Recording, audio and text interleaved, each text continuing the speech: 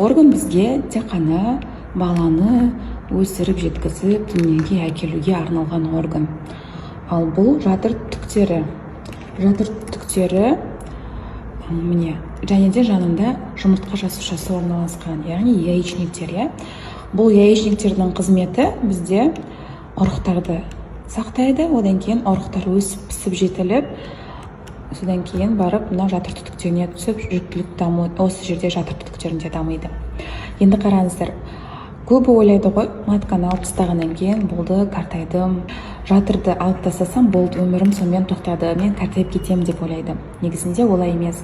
Біздің әдемі болып жүруіміз, оның барлығы осы яичникке байланысты. Сізде яичниктер алынбаса, яғни жатыр алынып тастаса да, яичниктер алынбай сақталып қалады көп жағдайда. Сол кезде бұл яичниктер етек келмесе де ай сайын құлпырып әдем болып жүруіңіздің кепілі.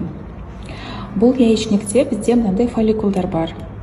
Бұл фолликулдар ай сайын, яғни циклдың бірінші күннен бастап өсіп, жетіліп, уақыты жеткен кезде жарылады да, ішінен ұрық шығады да, бұл трубаға, яғни жатыр түтіктеріне өтеді.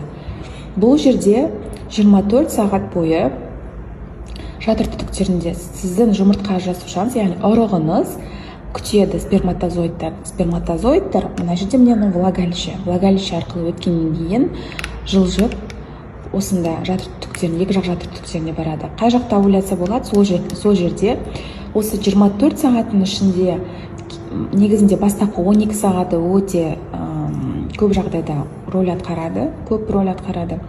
Бұл жерде 24 сағаттың ішінде жүктілік дамиды да, жатыр түтіктерінен уже мына жаққа түседі. Плодное яйцо болады, одан кейін барып желточный мешок пайда болады, одан кейін эмбрион пайда болады. Түсінікті болды ма? Мынау жатырдың қабаттары.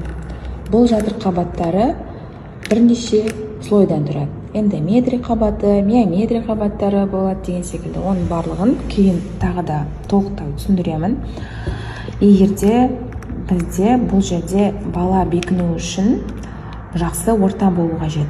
Яғни ешқандай полип болмау керек, жатырдың қуысы тап-таза болу керек.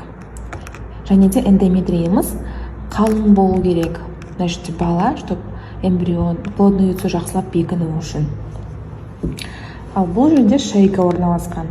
Біз көбінесе мазокты үнемі осы жерден аламыз біз. Өйткені рак дамып кетуі мүмкін, яғни рак шейхи матки дамып кетуі мүмкін әйелдерде. Сол себепті жылына бір рет анализ тапсырып осы